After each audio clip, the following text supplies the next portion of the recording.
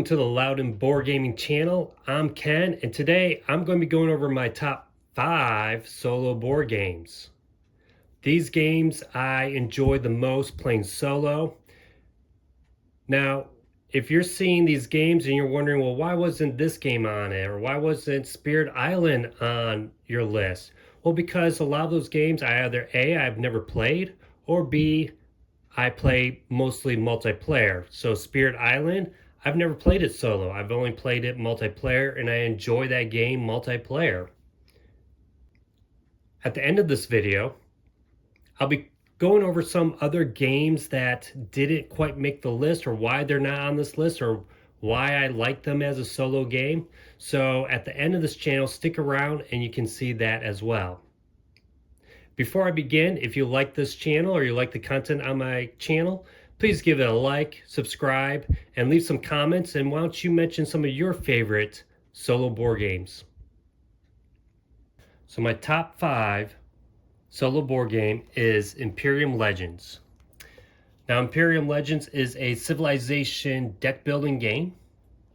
There's actually three games in the series. There's Imperium Legends, which is the one I have.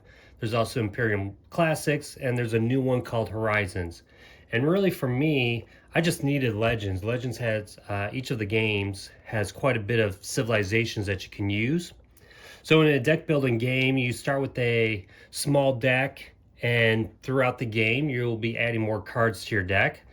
And this game is a little bit more unique than other deck building games in that your starting deck is going to be different based upon what civilization you are using.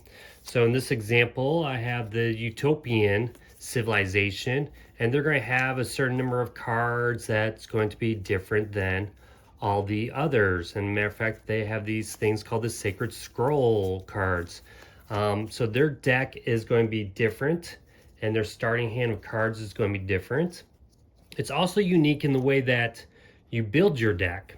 So in other deck building games, usually there's a resource or a cost to adding more cards to your deck.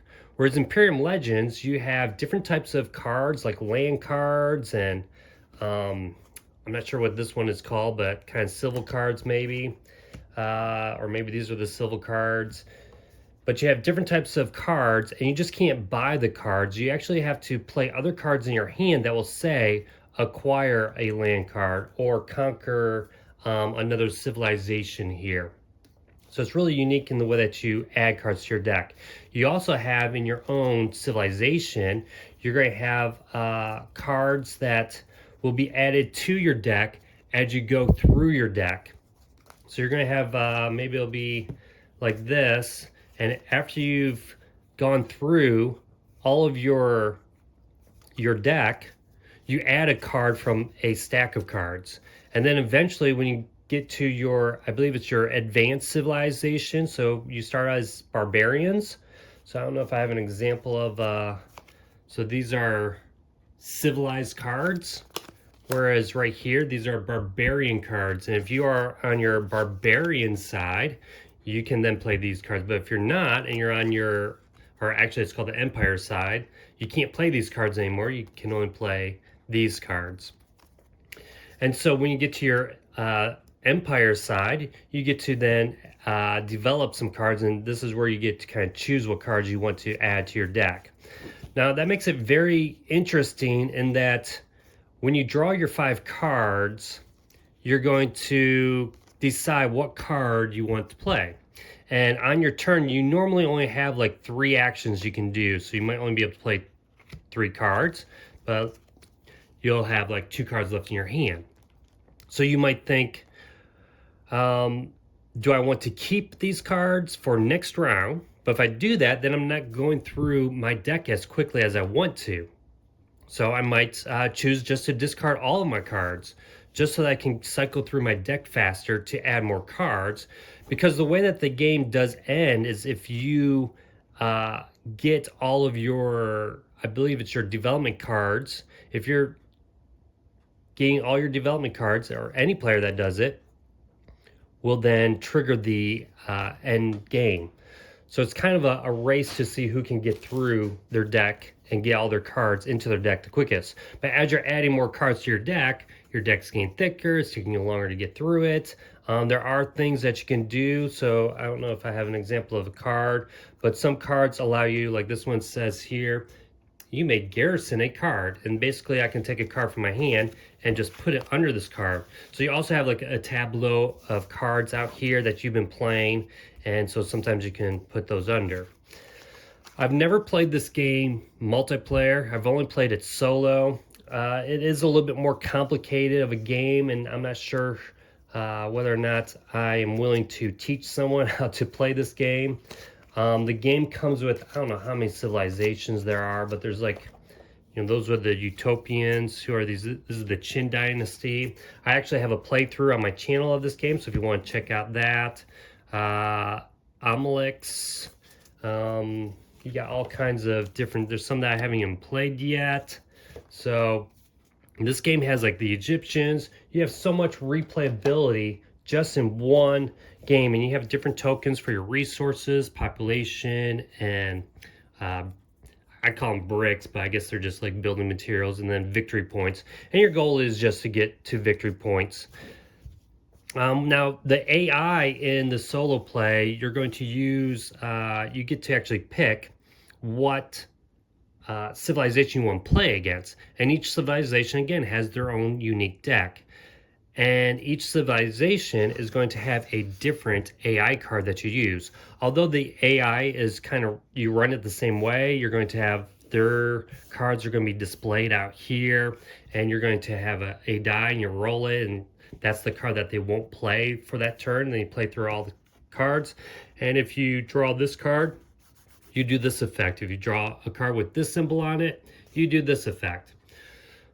So that's good. It does make it a little bit unique, and I think that's what they're going for. My only issue with it is I kind of wonder if it's worth it. Is it really worth spending a lot of time, because you can't like memorize these, what each effect does. So each time you look at a card, you have to, okay, what symbol is it?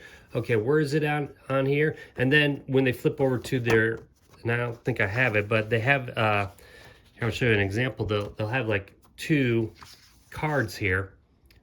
One the barbarian and one the empire, and so you're going to be doing different things when they reach that point. So it does play kind of like as if you were playing against an opponent, but it is a little bit more involved for you when you're playing. But without that, I think it's a great game. It's really fun. It's brain burning a little bit, thinking about what cards you should try to play, what can't you play. You can't play all your cards on your turn. Should you discard all your cards? And then the fact that each civilization just plays really differently. Like this one, like I said, the Utopians have these scrolls that they play. Every card, I believe, is unique. There's not a card that is the same. I think even these land cards, all of them are different. There's not a card that, to my knowledge, that is the same. And so the replayability is really up there. It doesn't take too long to set up, I don't think. The scoring does take a little bit long time, because you do have to go through all of your cards in your deck, and you just start counting these different symbols. But overall, this is a great solo game, great deck building game, and this is my number 5 solo game. So my number 4 solo board game is The Colonist. The Colonist is an epic strategy game. It's so epic, I've only played it solo. I have not played this ever multiplayer at all, because it is kind of long. It has 4 eras in the game, and I'm not even sure if I've done all 4 eras. I think I've only done maybe 2, but this game is so involved.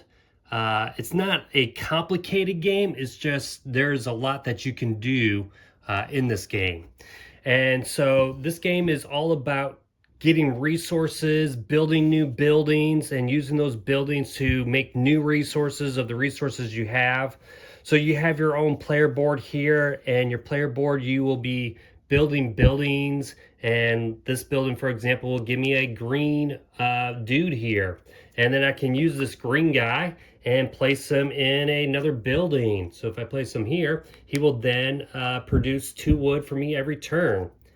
But eventually you will get yellow guys, and yellow guys we placed on buildings that require a yellow guy, and then you can get this tailor shop and build some clothes. And you need clothes because eventually you're going to want to get the red guys, and red guys require clothes. There's a lot of resources. If you can see all these containers here, these are all the different resources in the game. You got brick, your typical kind of resource management. Here's some stone, I guess. So all kinds of resource goodies. If you like resources in your games and changing those resources into more resources, that's what's fun. Now, what's really unique is you have to have them in your storage. So you have a certain amount of space that you have, and if you don't have them in your storage, then you can't use them. So you have to get them to your storage. So like in this forester's house, you actually place like 2 wood here, and then you have to move them to your storage, because if you just leave them here, then the next turn they won't produce 2 more wood. You also have out here a kind of city area, I guess, where you are taking your pawn and you're moving it onto each of these hexes. And when you move so to this hex here, you're going to gain this action, so 2 wood. And so on your turn, you get to move, I think, 3 times, doing 3 different actions. You can also come to the market, and there's like this whole buying things at the market, and you can actually move directly to any market on this city area. And this every era, or actually every turn, you're going to place new buildings out here, and the city's just going to get bigger and bigger. So this is like, I think, all the buildings from era 1. And each era you do like 5 rounds. You will eventually get to era 2, and you're going to get all these. I mean, here's all the different baggies. You got all kinds of different buildings. There's so many different buildings in this game that you can get. And you're just going to be expanding your play area here. If you've ever played the video game Anno, the Anno series at all, this is pretty much that game. I know there's a board game, the Anno board game. I haven't played that, but this game plays just like that video game. Matter of fact, I'm playing currently right now on my video game channel, Anno 1404, and as soon as I started playing that, I had never played it before. I was like, oh my gosh, this is just like The Colonists, with how you have different people using different buildings, and you're building out this city with markets and building storage and all those kinds of good things. You also have like different traders, I guess, that you can go to and trade goods to get special abilities that you have for your game. And there are quite a bit of these different I guess traders, or I'm not even sure what they're called, but each game is going to be different just based upon this, because you're not going to use them all. I think you use maybe 2 or 3. And then every game you have, like, what's in here? We got a deck of cards of just like different markets. So here at the market, you can choose which one you want. You want to build this building a little bit cheaper than if you were out here to build one. You can trade goods for coins. You can get wood. And then there's ability cards here that you can also get. You need to produce tools, and what's really neat is, out here in the city you can get those goods, but eventually what you want to do is build those buildings in your town so that you are not relying on moving your pawn to collect those things. So for example, out here you can see I can get 2 clay, but if I end up building the hollow, then each turn I can get clay, and I don't have to move my guy to collect those things, because I'm going to produce those things myself. It's a really clever game. It's really fun. One thing I want to also say is that this game kind of replaced another game, and I'm going to just show it really quick. This is a Uwe Rosenberg game called Ora Labora. I played a ton of solo games of this, as well as some multiplayers, and this game they're kind of similar. This game, you're also like changing, resources into more resources. I still like this game. I like the mechanics of this game, but this is just one step up from that. And this is just, for me, a really fun, engaging time. Again, I've never played it multiplayer. I've only played it solo. I don't know if I could find someone to play this game with me. Maybe I could, but solo by itself is fun, and even it has like kind of like a save system where you could, you don't have to like, know everything about your play map, but you basically say, okay, if I'm done with era one, I could put this away and then play again and start at era two. I just have to like record some like points and things like that. But yeah, it's a really fun, engaging game. It is epic. It does take a while, but I think it's well worth it, especially for the solo mode. And that is my number 4. My number 3 solo board game is The Lord of the Rings Journeys in Middle-earth, which is an adventure board game. Now, I've played both solo and multiplayer, and I like them both, but this is definitely a good game for playing solo. I love The Lord of the Rings. I love the book. It's my favorite book of all time. It's also my favorite movies of all time. And this really feels like, going on adventures in Middle-earth.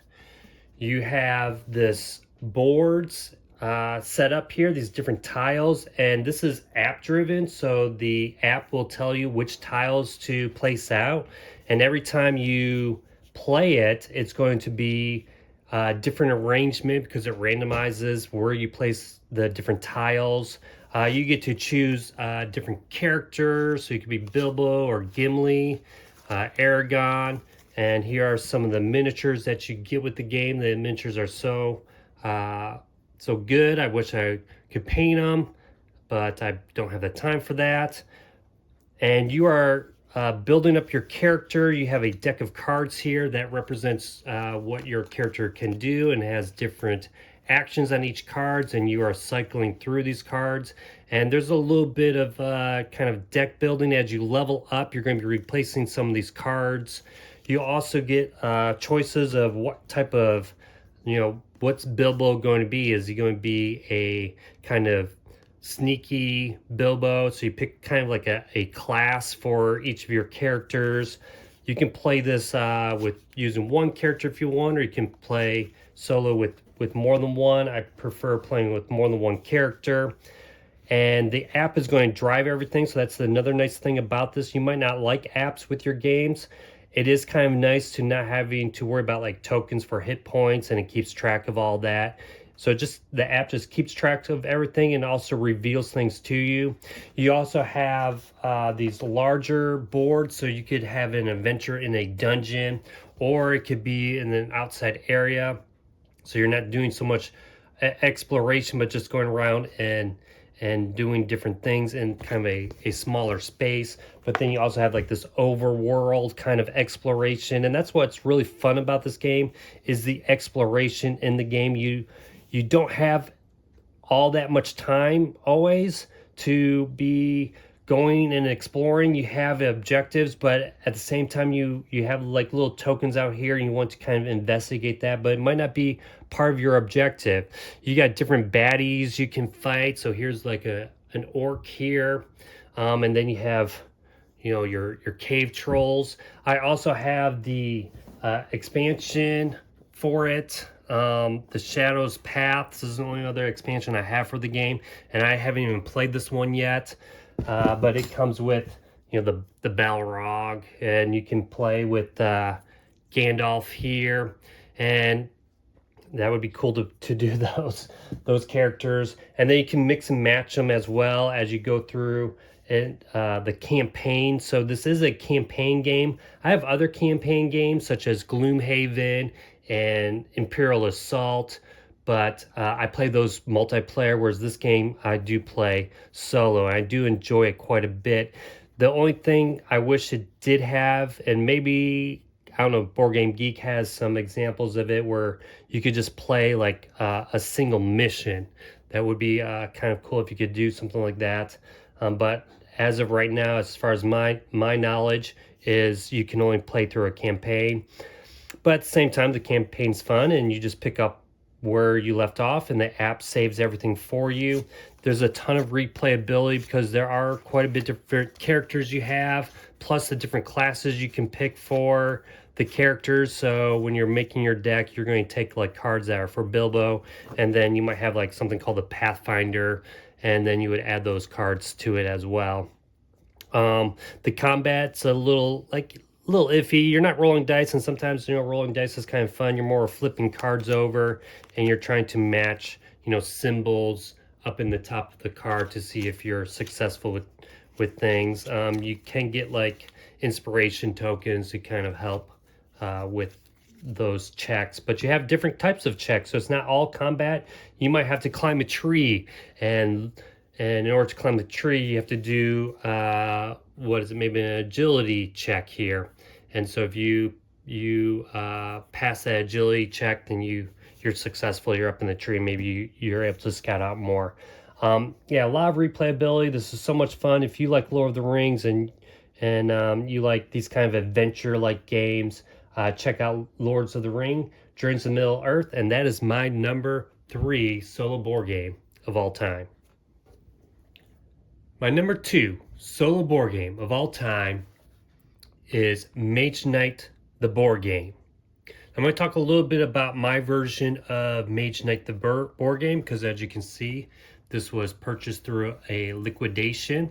So my dad had purchased a bunch of stuff, probably through Amazon or something like that, so that he could resell, and somehow he got this game.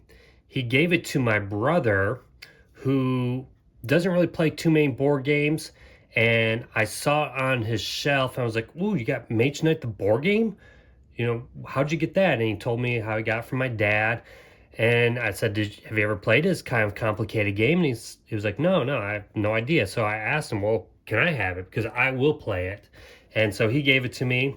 And so because it was like a liquidation, there are some like components of my version that are missing. All the cards are there, but just some of the components are missing.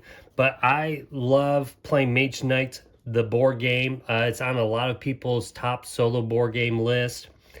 So Mage Knight is a game where you are exploring a world, and you are revealing these hexes, and you'll have different tokens, and these tokens will have monsters on it, and it kind of on this token says how the monster will fight.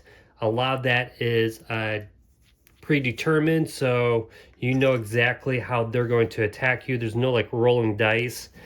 You just might not know exactly what you're going to face. So if you come to like this little dungeon here, you're going to flip it over and it's a gargoyle. You didn't know that. And you're rolling these dice here though, and this is going to be like your mana, and you use mana to play different cards. So you're going to have a deck of cards, and there is some deck building to this game. It's not like the core mechanic, but there is a little bit of that. And you're basically drawing your 5 cards, and your cards are going to have abilities such as move 2. But if you boost it with a mana cube, you can then also do the bottom portion of it, which is like a range attack of 3. And so you have all kinds of different cards, and all these cards have that kind of ability of playing, either playing it for the top portion or using a mana crystal to do the bottom portion. And so because you are just sitting here looking at your character, and this cool character already painted, model, you're going to try to move through the map using different cards, and then when you move, you might have to fight this, and you're going to try to figure out with the cards that you currently have, how can you do that? So here I have a move 2, but oh no, it's forest, so on here says that forest you need to move 3, so I don't have a move 2. Well, let me use this card here and tap it on the side here, and then that will count as an extra move. So I can do that, and then when I get there, okay, now I need to attack. Well, he's going to attack me for 3, so I don't know if you can see that, but he's going to attack me for 3. So I better, you know, should I play this for its attack or should I play it for its block? Or maybe I can play this card here and it's going to increase, I can discard another card to get a block 3. So I could play this card, discard this card, and then I can attack for 2, but oh no, I need at least, I don't know, 3 or 4, I need 5 to defeat this monster here. So you're really trying to puzzle out or trying to figure out on each turn how you're going to use your cards to do things here. And it's very open-ended, so you can go anywhere you want. You can go and explore this dungeon if you wanted to, or go and fight this, or you can go into this city here and there's going to be like cards displayed and you might find allies here that you can use to help you in your battles. So your character is going to have, like, I think maybe 1 or 2 to be, and then you can increase that size of how many you're going to have, and it's like a little mini army that you're marching along this path here. You're going to be adding more cards to your deck and becoming more powerful. And as you're doing that, there's this track here, and you're going to be gaining experience points. And as you get experience points, you'll level up. So here we're going to get an extra card, and we're going to get a new token here. So each character, and there are several different characters you can play as, will have ability tokens here that you can earn. So like this one allows you to get green mana and another white mana. So you get crystal and just a one-time use kind of mana here. And you can choose which one you want. You're also going to increase in these shield things here. And so like here it says you can now have 6 cards and your armor is going to be 3, but then you level up and you're going to have 7 cards and your armor is going to be 4. So you are leveling up your character, getting stronger and stronger. Eventually you're going to come and you're going to find the city, and when you come to the city, you're going to attack it, and it's going to, each city, I think there's 4 different cities, are going to have different abilities and different creatures that you're going to have to fight. You're also going to have a reputation track here, so you can do good things or bad things. So if you come and fight this wizard's tower, it's going to give you bad reputation, but you could, if you do that, you can then get a magic card. But if you fight like an orc or something, you're going to get reputation, and so it can be good or bad in this game. What else? You get wound cards. So anytime you get wounded, you're going to take these cards and you're going to add them to your deck, and that's going to kind of clog up your deck. So this game has a lot to think about when you're playing, a lot of adventure. It's not always going to be the same. It's going to be random, although it's deterministic as far as the comic goes, so you can kind of think of all the different possibilities of what you can do. I only have this version of this game. I know there's like the ultimate version, which comes with all the expansions, which is just going to give you more things to do in this game. It is kind of lengthy. It is very thinky and a lot of crunchiness to it. I have never played this multiplayer. I've only played the solo, and again, it's a great experience and fun adventure, and every time you play it's going to be kind of different, and it's going to be kind of like a brain burner experience. But that is my number 2 solo board game of all time, Mage Knight the board game. So my number 1 solo board game, which should come to no surprise if you've watched any of my videos on my channel, is G.I. Joe, the deck building game. I absolutely love playing this game. I love the IP of G.I. Joe. I have some of the old toys. Back when I was in college, eBay kind of came out, and I started looking on eBay. I was like, oh, people are selling old G.I. Joes, and I purchased some a long time ago. And I also bought the G.I. Joe headquarters that's up in my attic, and I have the original headquarters as well, and a lot of these different figures I have. And so I really love, growing up in the 80s, I loved G.I. Joes. I was watching some old home videos of ours, and it's like every year someone was getting G.I. Joes, either me or one of my brothers. And this game is just a fantastic game. I remember when I first got this and I was playing it. You know, you have a deck of cards here, or a stack of cards. This is your main deck, and you're flipping them out. And every time I would flip out another card, I'd be like, "Oh, there's Beachhead. I love Beachhead. I need to get that card. Oh, here's Leatherneck. That's so awesome. I can have Leatherneck in my deck. Or here's Spirit and Freedom, and I can have them as well." And every time I would flip a card, that's the character I wanted to get. You play, it's a deck building game, and again, I have playthroughs on my channel, but you can pick any one of these characters. You got Duke, you got Roadblock, Gun-Ho, which I think comes in one of the expansions, Snake Eyes, and you play as one of these characters. You can even play as Storm Shadow if you wanted to. And usually I play with two characters on the channel. I've only done one. I found it a little bit easier recording to just do one character, but I do usually play as two characters. I've never played this multiplayer before. I'm not sure why, but it's not a difficult game to play. But I think I just love it so much that I just play it solo.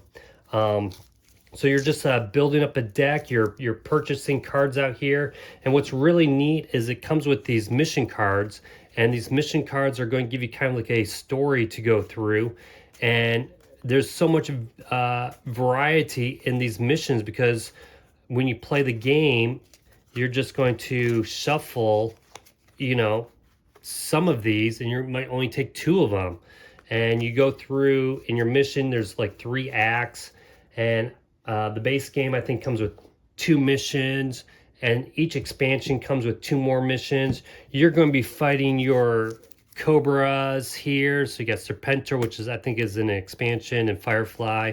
But you have the Baroness, you have Zartan.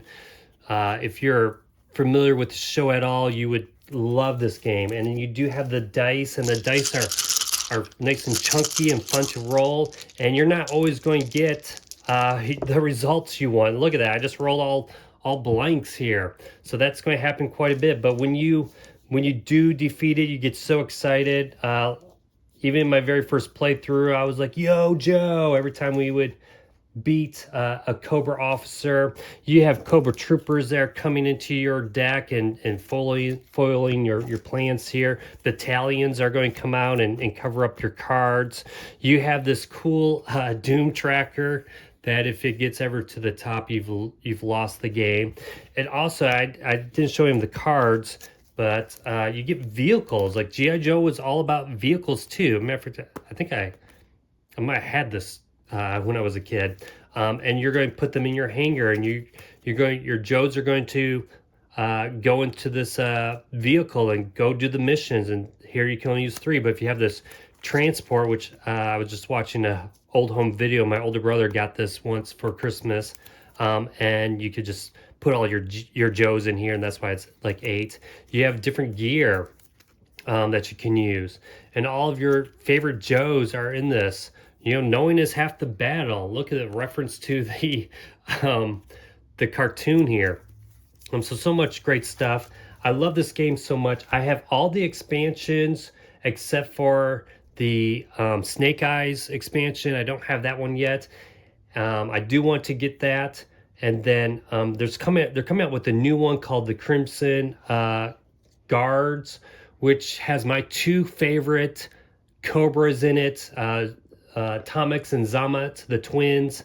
But I have Shadows of the Serpent, which gives you Serpentor, and it also comes with a little, I mean, this is so cool, like a mini mini G.I. Joe's headquarters that looks just like the original toy if you're looking from the top-down view.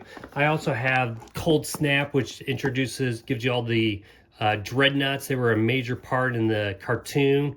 So you have the dreadnoughts. And then, which is amazing, they came out with an alliance, and I've done videos of all of these expansions where you have the Transformers. And this is actually better. I feel it's better than I did a Transformers the deck building video. And although that game is fun, I only have the base game for it. But this brings in your Transformers with your G.I. Joes. And this is just as fun as that deck building, because you get all your your favorite Transformers in it. And then I have this big box here, which is Raise the Flag. It's a campaign. I haven't even done this yet. I'm not sure if I want to do this for the channel or not. I'm a little worried about doing a campaign on the channel because it would spoil things. But this, let's see if I can open it, comes with the actual US flag, and you basically, I mean, it's just, it's huge. You just play this, build this thing together. It really serves as just no real purpose to the game, just holding like cards and tiles. But it comes with the little jet fighters here. And if you were to get the original flag, if you were looking on eBay, it's probably like 500 bucks. But then there's like top secret cards, and ooh, they're not looking there yet. But you're gonna go through the campaign and reveal, like I haven't, man, this one's really thick and chunky, so who knows what's in this one. But that's the campaign. But yeah, I love this game so much. It's easy to play, it's easy to set up, and I have so much for it, and I want to continue to expand it. I love the IP of G.I. Joes. Like my favorite G.I. Joe when I was a kid was Gun Ho. I have the original toy of it. As a kid, I had the Marine version. He was like in a Marine uniform, and I had that as a kid. I don't have that now, but that's how much I love playing as Gun Ho. So you can pick, and Shipwreck was another one of my favorite toys I had. Shipwreck, you can use him. I think he's also in the expansion, The Flag. But so much you can do with this game, and so much replayability with the different missions and how you set up the game. Anything can go wrong as you're playing. A lot of my playthroughs, I've actually lost the game, or maybe I cheated a little bit in order for me to win. And then it also has like cards that you can add to the game to make it harder for you. And I've actually never done that before because the game is kind of difficult on its own. But you can add these other cards to change the difficulty of the game. But yeah, G.I. Joe, no surprise that this is my favorite solo board game of all time. And I will continue to play this and hopefully do some more with it on my channel. So now that you've seen my top 5 solo board games, I want to talk a little bit about some games that are not on my list for whatever reason that they're not on my list right now. And the first game I want to talk about is this game called Hexploreit. And this is the Forest of Adgerman. And what Hexploreit is a game, like an adventure game, where you are going along this map here, and you create your character, and your character is going to level up, and you pick a character class, and you can mix and match different things. Now the reason why this isn't on my list right now is I just got this, and I've only done like a one-time kind of play of it, just kind of learn the rules. It is a very epic game. I do plan on playing this on my channel, but this game so far is very, very fun. There is a lot to it, and if you like an adventure game, you can that you can explore, and you can just do whatever you, I don't want to say do whatever you want, but it's open-ended. You can just go where you want. There is some mechanics of like a timer in the game, so you can't just spend your whole time doing whatever you want. But eventually you are leveling up your character, and that's probably the thing that I like so far about this game is leveling up your character and making your character more powerful. I've only played this with one character. I could see maybe playing with multi characters, or playing with more than one character at a time might be a little bit better with the game, just because there's certain things that you kind of need a kind of like a party of characters for. But this is a fun game. I don't see myself ever maybe playing this multiplayer, probably only solo. But maybe next year, if I do this video list again, maybe this will be on my top 5, or maybe next year I'll do a top 10. So another game that is not on my list yet that I just got is Dark Souls, the board game. And Dark Souls, the board game, is a pretty good rendition of the video game. I love the Dark Souls video games. I've played 1 and 3. I've also played Elden Ring. I've beaten 1 and 3. They're very difficult video games. And me and my son both love the video games. I played this one time with my son, and we did enjoy it.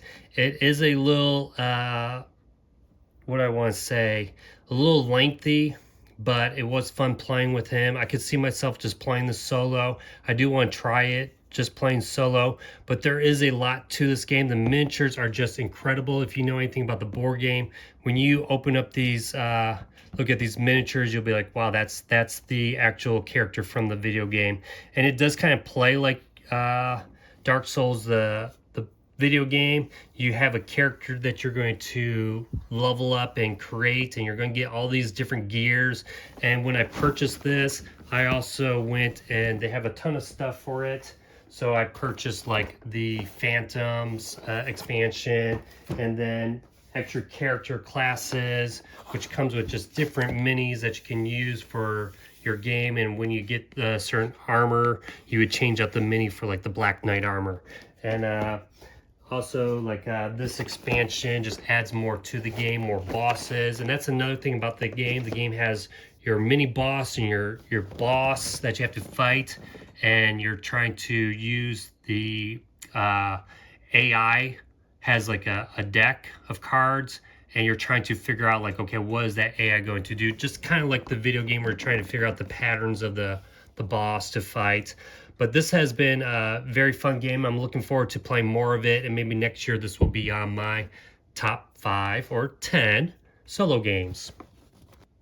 So these next games I want to talk about are games that are good solo, but for some reason for me, I enjoy them more multiplayer. I've mentioned a few of these, but let's just take a look at first here, Gloomhaven. I have Gloomhaven Jaws of the Lion, which is kind of like your basic or tutorial version of the bigger box. I actually got the bigger box first, and then I purchased this kind of lighter version of it. And Gloomhaven, I've done a video on my channel already. I would rather play this multiplayer with other people. I've played the original Gloomhaven with my daughter, and I'm going through this one now with 2 of my daughters and my daughter's boyfriend, and we are having a blast going through it. But I do enjoy it solo. When you play solo, you use 2 characters, and Gloomhaven is like a dungeon crawl game where you're using cards and using the top and bottom actions of the cards and trying to figure those combinations out to defeat all the enemies. There's a lot of like unique characters that you can play as. The Gloomhaven, the larger version, has all these characters that you can unlock so you don't get to use them right away. So there's like a ton of replayability of the game. And again, it is fun solo. When you play solo, you usually play as 2 characters. You can play, up to 4 characters. But Gloomhaven is definitely fun, but I just enjoy it more as multiplayer. The next game I want to show is, I've already mentioned this, but Spirit Island. I've never played it solo. I know a lot of people do play it solo and they like it solo, but I've only played this multiplayer. I originally got the Horizon version, I think it's called, or I picked it up for like $6 at Target. So we first got that. I played that with my daughters, and they love it. And because they love it, hey, I'm going to play that with them, and I'm not just going to play it solo.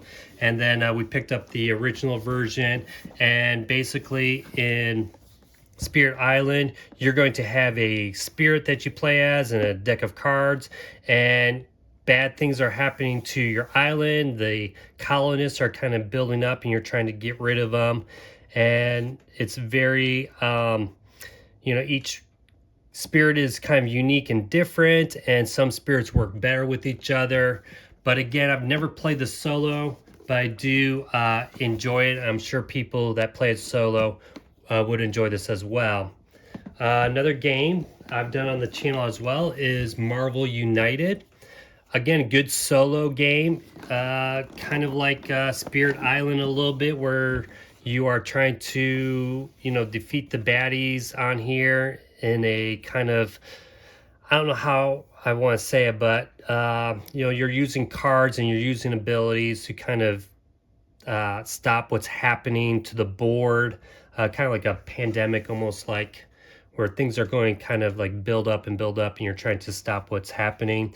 You have lots of different characters to choose from. I have this version of the game. I have the original Avengers version. I also have the Spider-Man version. I don't have any of the extra like super big boxes of stuff, but that's all I have. And I've only played this, well, I played it solo. I've done it on the channel, but I enjoy playing this with my daughters, or if I go over to my brother's house, we might play as well. And I like it more multiplayer than I do solo, but solo I think is also fun. And that is Marvel United X-Men, or whichever version of Marvel United you want to get. And another game is Tapestry. Tapestry is a civilization themed game where you have these different tracks that you're going up on here, and you're building different buildings. You have your like place, city place here. You're getting different resources. This can be played solo, and I have played this game solo as well. But I like playing it multiplayer more than solo. The solo version, you have like an AI deck, and one of the things that I've noticed about my list, I tend to like games that doesn't really have an AI bot to it, just because sometimes that kind of gets in the way of me just actually playing the game. But this does have an AI bot that's not too bad, and actually when you play 2 players, you throw in, I think, one of the bots that kind of acts as a 3rd player. But I played mostly this with my daughter, and I played this with my brother as well. So I do enjoy a little bit more with multiplayer. I do have 2 expansions for this game, and yeah, this is a great civilization game, probably one of my favorites, but I don't play it solo as much. I play it more multiplayer.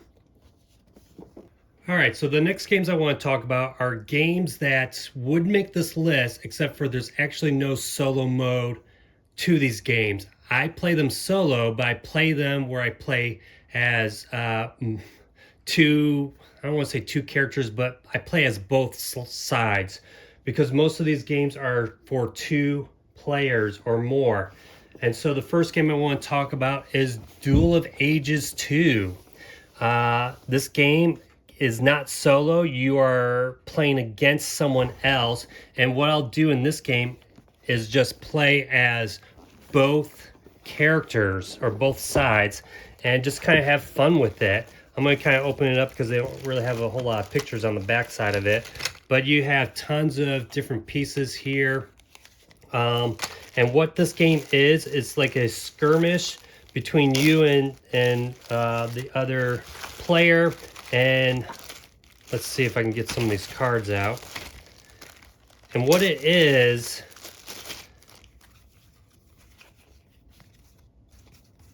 you are going to have a team of different characters from all different time and space, and like here's William Wallace, and you're going to fight, and he's going to have on his team this Martian alien, or he could have Geronimo on his team, and they're going to run around and on these different mats and go to different locations and fight against the other team. And you're going to get different, let's see if I can take these out, different items. So here we get a buckskin leather item, or you might just get some, really good sneakers. So you're William Wallace running around in sneakers and with a buckskin leather.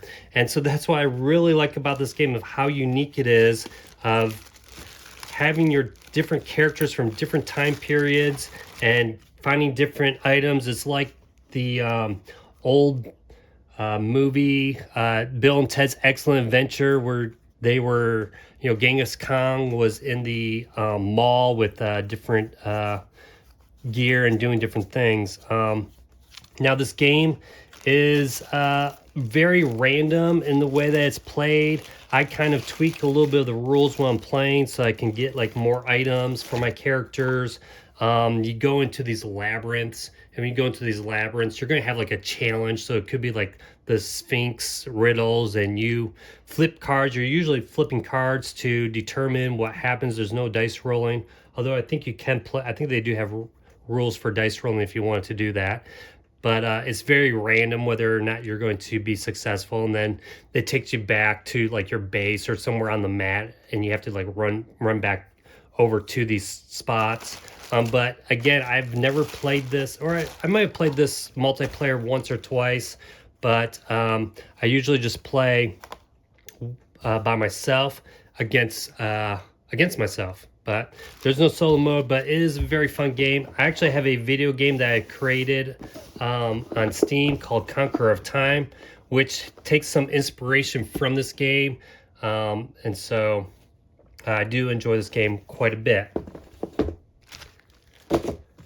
Now the next game I want to talk about, again, this is a two-player game called War of the Rings. You've already saw on my list, Lord of the Rings Journey to Middle-earth. I've already mentioned that I love the Lord of the Rings, and this is the books. This is the books in this box, and you are really playing through that adventure. Now, this is the older version of the game that I actually purchased from someone off of Board Game Geek, and it's a epic war game where you are using dice over here, action dice, to kind of determine what actions you're going to take. And you're going to be moving your armies across the board.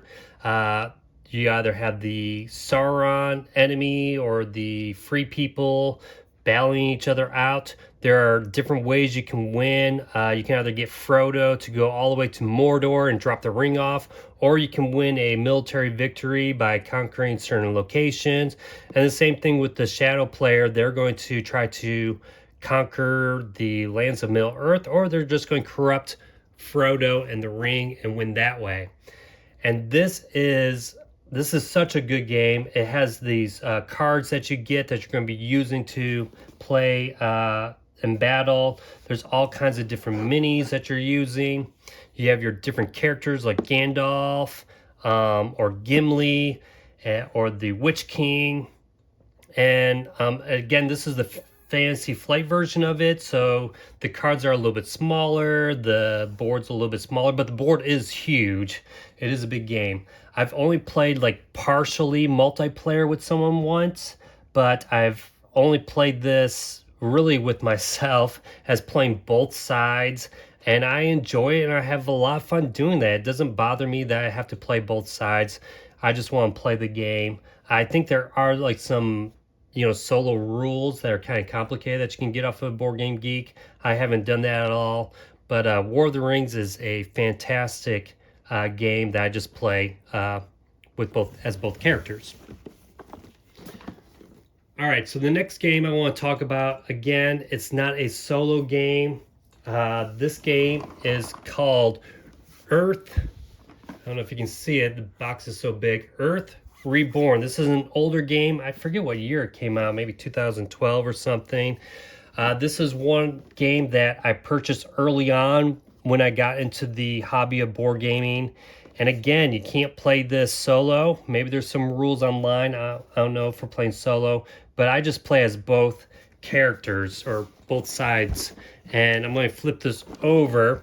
And basically, this is a skirmish game where you are building out this map, and it has all these different tiles, and you can create your own scenario. One of the things that it says is like a scenario generator, and you just place out different tiles, whatever tiles you kind of want. There's some like rules for how to place them out, but then you pick the characters you want. And then unlike other skirmish games you're mostly just like attacking everybody, there's so much that you can do in this game where you can use radio jamming, and you jam their radios, or you're spying on them using the camera systems. You can take out the electric generator, and now there's no electricity in any of the rooms. You can create zombies in this game. You can blow up the walls or blow up the doors. So there's so much that you can do in this game, and it has like so many different items that you're using. and to help you with the game. And in the scenario generator, you have like different cards that you draw at the beginning of the game, and it's going to give you like an objective. So the objective might be to use the radio and jam the frequency of the other team, or collect the U.S. Constitution, because this is like a post-apocalyptic world that you're fighting. Now, these are showing painted, but the minis aren't painted.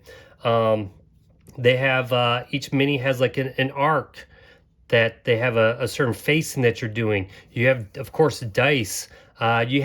So to find like items, you have like a search deck, and you roll these dice, these black dice, and you roll them based upon your character stats, how you're going to search the deck. And you're actually kind of searching for the item, and not all items are going to be found in all the locations.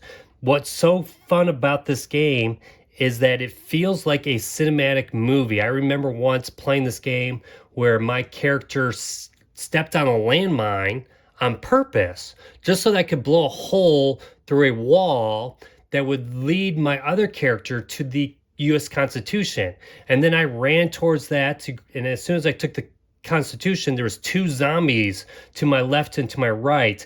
But then I had like an epic turn of like blasting both of those zombies and then running out of there to win the game. The game is kind of unique, and it has these like little tokens, and you draw these tokens from a bag and you place them, and you have certain command points. And based upon these tokens, it will say what kind of actions you can take and how much of it you can do. And every time you add like more tokens to it, you allow you to roll more dice. Again, it's a complicated game. There are scenarios that, what I do like about this game is each scenario kind of adds more rules to the game. So when you first play, you're not going to use everything. Again, I've played this maybe once with my daughter, or once or twice with my daughter, multiplayer. But just playing solo, playing as both sides is so much fun. There's so much that can happen, so much replayability of this game. It really had no expansions at all, but you get so much in this box, and I really enjoyed this game for the longest time. This was like my favorite game ever. And it's still, like, looking at this game, I want to play it right now. It could be like one of my favorite games as well. But again, this is why it's not on the solo list, because there is no solo mode. There might be something on Board Game Geek to play solo, but I just play as both characters. But those are some other games that I love playing solo. I just don't, because there is no solo. Or I do, but they're not on my list because there is no solo mode. So the next game I want to talk about is actually not a board game. It's a book. And that is called Cur Nathalis. And it's a single-player co-op dungeon survival game. It's like a dungeon crawl RPG game. And what you're going to have is you're going to have actually like a character sheet, like if you were doing like a tabletop role-playing game, and you're going to have different stats and different skills, and you're going to have weapons and different masteries for how you want to create your character.